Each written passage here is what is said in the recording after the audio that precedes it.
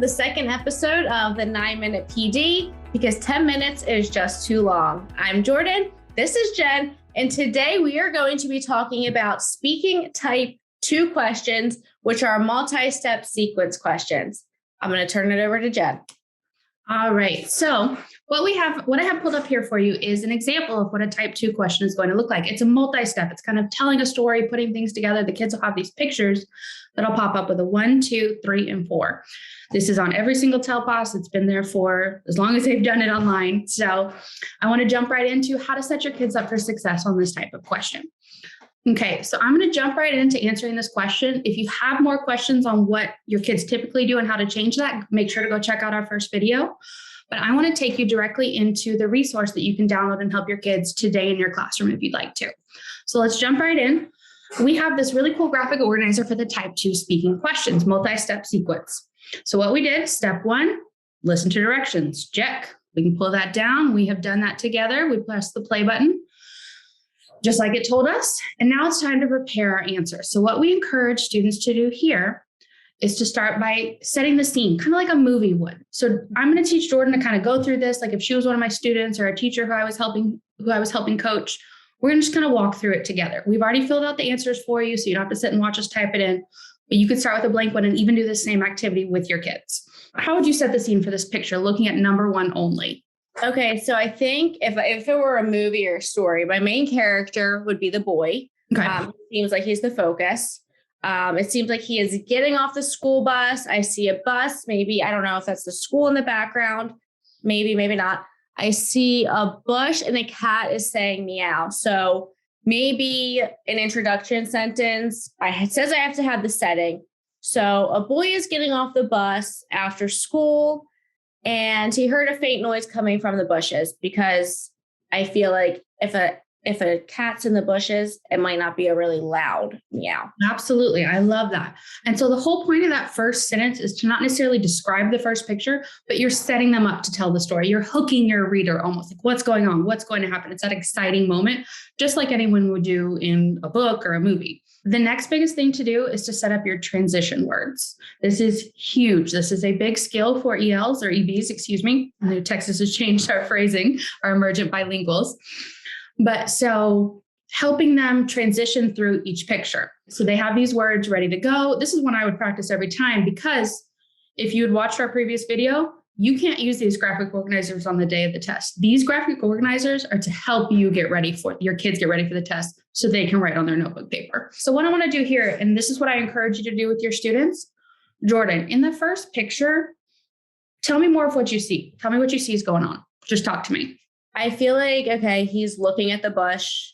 He sees something. He realizes that there's a cat in there. Okay, I'm going to stop you right there. Perfect. Yeah. I know I'm cutting you off.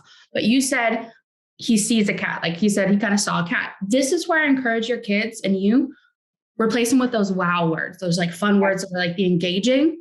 So instead of the boy sees the cat, like, okay, this is where you expand the boy examine the bush and notice the cat, or discover, like these are the words you can actually start tying in. So I encourage the kids to kind of tell the story, and as they're doing it, if they think of wow words, write those down. Moving along there, we're going to go into our first sentence. And what we encourage students to do is tell 2 things at least about each picture. And what's kind of here is there's not necessarily, you'll kind of notice it's like split scenes. It's not a continuous strip like a movie. I'm going to encourage you to help your kids start developing their inference skills, using their background knowledge based on what they see, develop it into a story, tell more of that transition. It's like you're moving over to the next next bullet point, the next number. First, the boy noticed the cat in the bush, and then you kind of start transitioning. Next, you saw it leads into that. And on the first sentence, Jordan, what would you write for your first and second sentence on the first image? So I'm going to use a transition word, which will be first. And then I want to try to use this academic vocabulary too. So I think I would say something like, first he walked over to examine the sound. He discovered a small abandoned kitten nestled in the branches of a bush. So you're really setting the scene. So then it's time to transition back to picture 2. And you'll notice, so you encourage them. This is an important thing to train them. If they don't know number sequence, maybe they're a brand newcomer, that's okay. this is how they will be laid out on TELPAS. It'll go 1, 2, 3, 4. It's not like a life cycle form. Like that's just something important to take note of. So next we're going to the number 2 picture. And Jordan, what would you say to continue your story? Okay, so I want to explain the cat a little bit more. Okay. So I'm going to say next, he pulled the orange kitten to safety because they look like, he's snuggling it. And then the cat gently sniffed the boy's face as they walked home together. I think they're walking home because I don't think he would take a cat into school. I think that's very fair. And she's kind of using her inferencing and her background knowledge skills to build on that, to build on those details. And let's take another quick look at picture number 3 right here. So Jordan, what would you say for image 3? Okay, well, I see he's doing this. So that means maybe he's like asking or pleading or begging. So the boy showed his cat to his mom and begged her to keep him. I love that. I even love how you were going through as you were kind of writing your sentence. And this could be something we come back down in step 7 as we start to record. I love how you said pleaded. Like that word to me, I got more emotion out of that. Like I could see him going like this, I really connected with that word. I like how you said that. Going back to our 4th image. And I want to really encourage your kids to start wrapping it up. You kind of want to add an ending, convey it back to movies or TV shows. Like there's a solution to the problem. Like you need to tie it up. So how would you kind of end your story?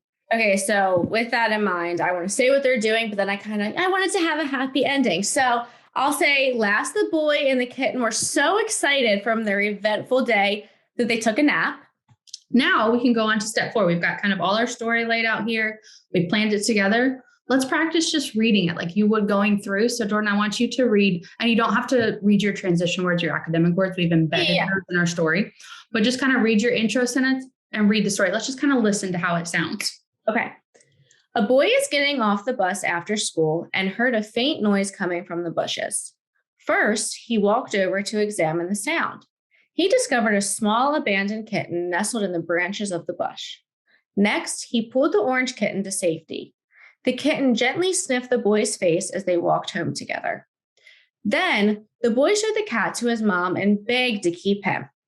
His mom was unsure at first, but he was able to convince her to keep the kitten. Last, the boy and the kitten were so excited from their eventful day, they took a nap.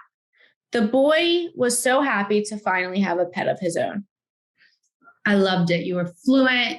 I can tell it was well thought out. It was planned. It had, I could see the steps and it was clear division of the pictures. So if I were taking a test, and I know you told me in our first video, I can have a sheet of paper. So I would write this down.